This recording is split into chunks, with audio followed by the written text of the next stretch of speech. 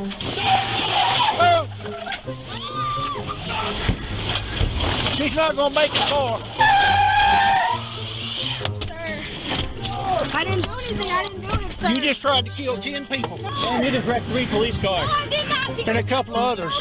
About 3 freaking stop signs ago, and started saying that I was driving recklessly, and I was not. Well, You couldn't kill that kid. What is up, everybody? Welcome back to the channel. My name's Scotty O, aka the Gen Z Attorney, and I currently work as an assistant district attorney in the great state of North Carolina, meaning I'm a prosecutor and I'm in court every day trying to put bad guys in jail. And here on this channel, I make videos talking about real-life criminal cases and really pulling the curtain back from a prosecutor's perspective to talk about criminal law, constitutional law, and really anything else that is interesting in the legal world. In today's video, we'll be talking about the do's and don'ts of parenting. Everyone can agree that something you should not do as a parent is log into an IRL session of Grand Theft Auto while your kid is strapped in the backseat of your car. But I guess that memo did not make its way to the subject of today's video, Miss Sierra Hibbert out of Byron, Georgia. Now, we don't know too much about what was going on leading up to this video, other than callers, some bystanders, called to report a vehicle that was driving recklessly, was swerving out of its lane into the oncoming traffic lane,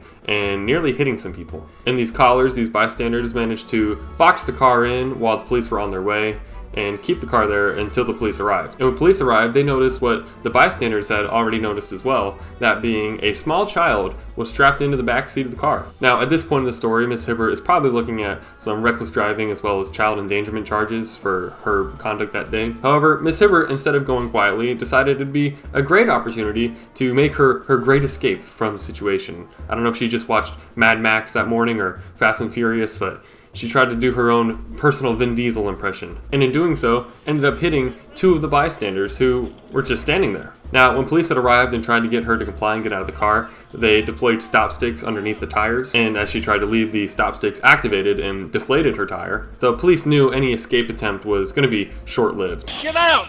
Tires are flat! Move! But it still was a dangerous situation, especially with the small child in the back seat, so police decided to pursue. And Miss Hibbert took them on a rather short chase, a low-speed chase at that, where she stopped multiple times and appeared to be surrendering, and then as soon as the police would walk up to her car, she'd peel off again at an insane 10 miles an hour. And look, when she came to a red light, she came to a full and complete stop.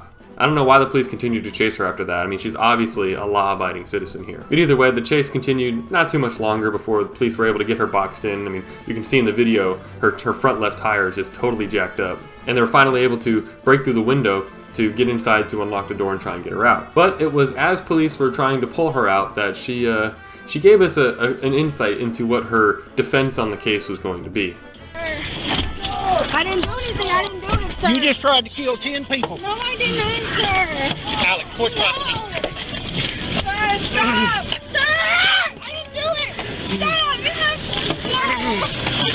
Why have you done... Stop! Stop!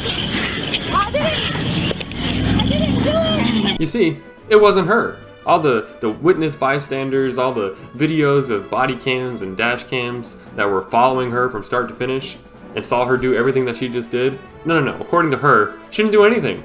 It's a bold strategy, Cotton. Let's see if it pays off for him. Now, mistake of identity is certainly a legal defense, and it's something I've run into in my courtroom pretty often. It's often that I'm seeing defendants saying, it wasn't them. Being in my position in the courtroom, all I have is the evidence that the officers are able to give to me. And sometimes the evidence is not as good as I want it to be. But in a case like this, I mean, this is irrefutable. She's on video doing everything that she's accused of doing. But either way, she says it wasn't her. But of course, police are not buying that as they pull her out of the car and place her under arrest. Now, it seems like they had some difficulty with the handcuffs and them not fitting, to which this is what they did about that. It won't fit. It won't fit. Get it! Make it fit! So while the police were handling Miss Hibbert, the bystanders that called this in the first place, they were trying to get the kid out of the car. And one bystander in particular, she described it as her mama bear self took over. And you can see her, she climbs into the car to get the kid unbuckled and get the kid out of the car. And when she gets out, slamming the doors and telling this lady, you could have killed your kid. I was driving recklessly and I was not. Well, You could have killed that kid! I didn't do anything. Yes, you did. You almost killed 3 fucking people. So yes, we're all very thankful that she did not. But yeah, this is I know I'm memeing and joking, but this is a really serious offense. When I deal with DUIs in my court, we have factors that are either aggravating factors or mitigating factors. And there's a whole list of stuff that can either elevate the sentence or reduce the sentence.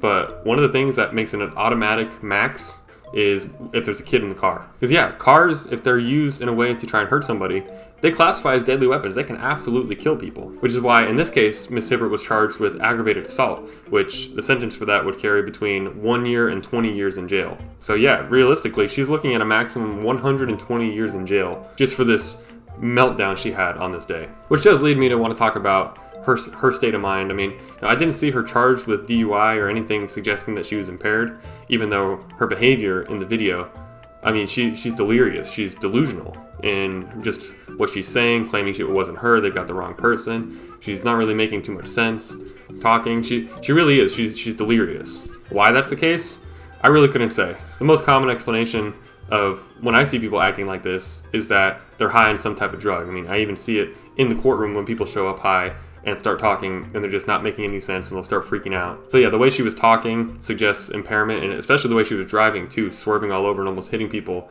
is what got the police caught on her in the first place. Super indicative of impairment. I didn't see any charges for it, so maybe this was truly just a meltdown. Maybe she's got some mental health issues, which does touch on a difficulty of the criminal justice system, is that a lot of the people that we deal with are having the worst day of their lives as far as whatever happened to them that day that made them go crazy and have a meltdown like this.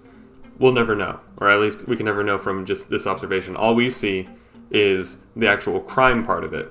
But having my own courtroom where I do get the backstories and I do get to hear the build-up to crimes being committed, it's absolutely true that these incidents usually don't happen in a vacuum. It's not someone just choosing for no reason that they want to have a meltdown or go crazy or commit a crime or hurt somebody else. That's not to excuse it or to justify it. I fully believe when these types of things are happening in the public, it is the duty of the state to uphold public safety and punish this type of conduct to show other people this is what's going to happen if you do this yourself. Because thankfully, while no one was seriously injured here, very easily she could have run somebody over when she was trying to get away. Very easily, she could have crashed her car and killed herself, or worse, the kid inside. But either way, if this was a mental health thing, I mean, I hope she gets the help that she needs.